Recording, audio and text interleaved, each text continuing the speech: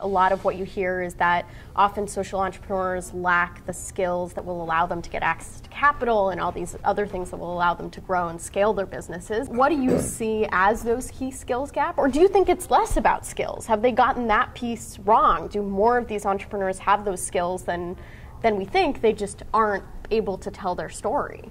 So I think both. Skills, education, both practical and academic, are fundamentally important and they're necessary. But the thing is, I kind of believe in an apprenticeship model in this, from a sort of theoretically speaking, as in youth can't get that skills unless they're given the opportunity to get those skills. So it's a bit of a chicken and an egg thing, right? You can't do this until you have the skills, but you can't have the skills until you do it. So the traditional community, the establishment in international development is not wrong.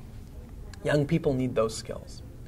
But we also, as a community, as an international development community, need to be giving opportunities to youth to get those skills, to mentor those skills, to engage those skills, while at the same time not discouraging these young people from bringing ideas that are really outside the box and really different, and challenging the conceptual norms that exist very reified in the international development community. So I think the challenge is both. The challenge is for youth to get education, to get skills, to grasp the opportunities they have. But the challenge is also, and the impetus is also on the establishment in the international development community, to stop what they're doing for a second, to listen to what the youth have to say, to provide them the opportunity to speak, and then to engage, to challenge, to mentor them. And what's the role of sort of the more traditional development community and more traditional development actors in helping to create that space? What are some of the things they've done wrong? I can only speak from what I've seen, and I don't want to pretend otherwise. What I can tell you is two things. One, sometimes the international development community, and I can say it having been there, takes itself a little bit too seriously. I'm too busy, I have too much work to do, I'm too important.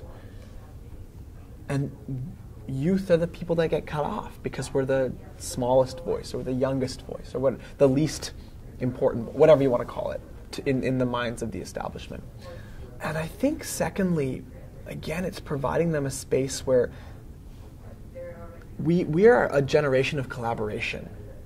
You know, take the texting generation and take what that means. That means we want to be talking to each other. That means, I don't care if it's about what happened at the bar last night or what's happening in politics. The point is we're talking. We're the talk generation.